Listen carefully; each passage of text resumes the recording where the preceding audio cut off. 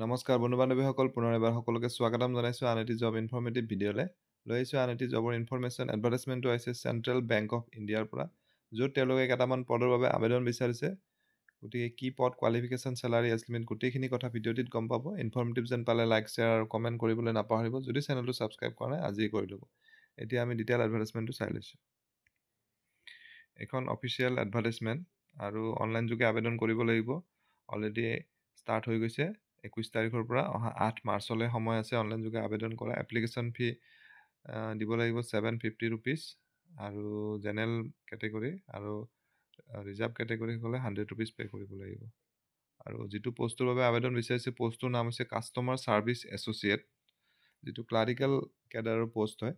আৰু total vacancy ইয়াত 5টা আছে। আৰু দৰমহা স্কেলটো 24,000ৰ পৰা ষ্টাৰ্ট হ'ব আৰু 64,480 ৰুপিজলৈকে থাকিব। লগত আদাৰ এলায়েন্সেছবিলাক থাকিব। তাৰপাছত এজ লিমিটটো 20ৰ পৰা 28 ইয়াৰ্ছ, আৰু আপাৰ এজ ৰিলেক্সেশ্যন থাকিব as per government norms. Education qualification bachelors degree হ'ব লাগিব। লগতে কম্পিউটাৰ লিটাৰেচি থাকিব লাগিব, কম্পিউটাৰৰ নলেজ থাকিব লাগিব, চাৰ্টিফিকেট, ডিপ্ল'মা, ডিগ্ৰী যি আছে।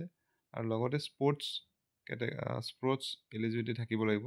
একচুৱেলি এইকেইটা স্পৰ্টছ কোটাৰ পষ্ট হয়, গতিকে স্পৰ্টছৰ এলিজিবিলিটিখিনি থাকিবলৈ ইয়াত দিয়া আছে। চ' যিসকলে স্পৰ্টছ পাৰ্চন হয়, যিসকলে ৰিপ্ৰেজেণ্ট কৰিছে ষ্টেট, কাণ্ট্ৰি, তেওঁলোকে এপ্লাই কৰিব পাৰিব।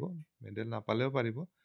আৰু চিলেকশ্যন প্ৰচেছত ইয়াত দিছে ফেজ 1ত স্পৰ্টছ প্ৰফিচিয়েঞ্চি 50 মাৰ্কছ, আৰু তাৰপাছত ৰিটেন টেষ্ট হ'ব 50 মাৰ্কছত।